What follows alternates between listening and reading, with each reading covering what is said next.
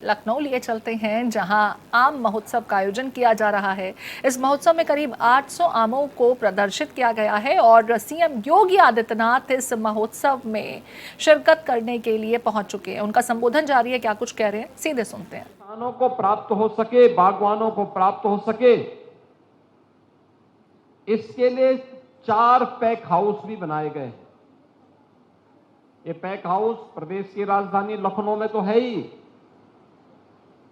यहां के साथ साथ अमरोहा में, सहारनपुर में और वाराणसी में भी ये सफलतापूर्वक कार्य कर रहा है। इसके माध्यम से हम औद्यानिक फसलों के साथ जुड़े हुए जो बागवान हैं उनको इस बात का प्रशिक्षण देते हैं कि एक्सपोर्ट के लिए वैरायटी की क्वालिटी क्या होनी चाहिए,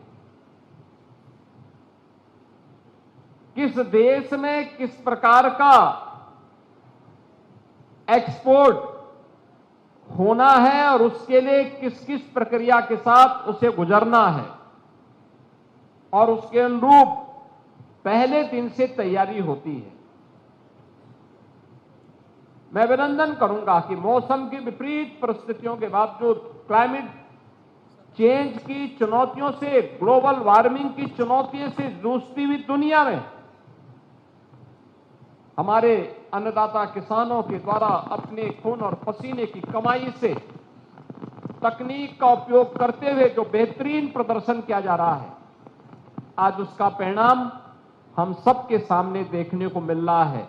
और उसी का परिणाम है कि मैं अभी मंच पर प्रदेश भर से आए हुए बागवानों को भी सम्मानित कर रहा था और साथ साथ एग्जीबिशन के माध्यम से भी मैंने उनके परिश्रम को देखा है। यहां से अभी हम लोगों ने 2 देशों के लिए आम का एक्सपोर्ट करने के लिए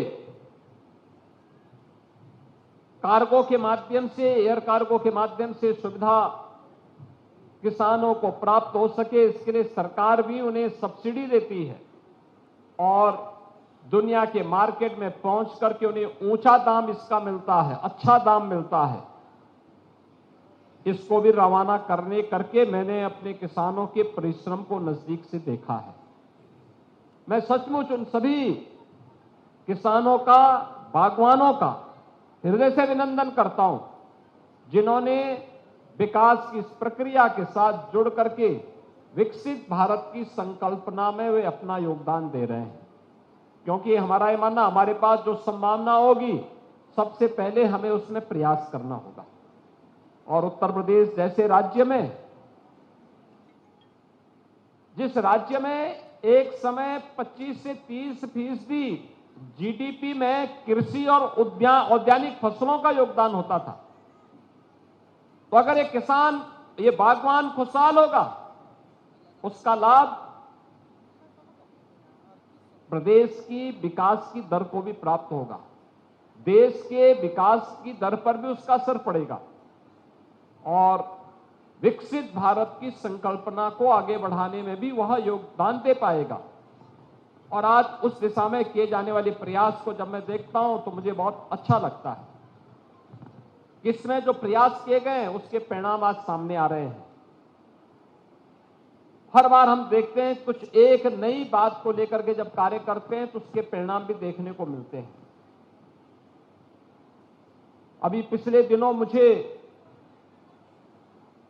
जो भारत सरकार ने विकसित कृषि संकल्प अभियान के कार्यक्रम के दौरान राज्य के अलग अलग जनपदों में जाने का अवसर प्राप्त हुआ था, मैं देखता था इस बात, ये हमारी चिंता का विषय होता था कि पश्चिमी उत्तर प्रदेश आधुनिक तकनीक का उपयोग करते हुए कृषि को आधुनिक तरीके से संपन्न करने में अपना योगदान दे रहा है, उससे मुनाफा कमा रहा है।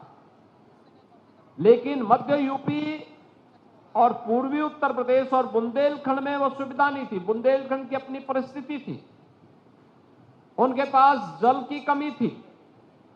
लेकिन आज अर्जुन सहायक परियोजना जैसी परियोजनाओं के पूरा होने के कारण आज जल की समस्या की बहुत बड़ी समस्या का वहां समाधान हुआ है।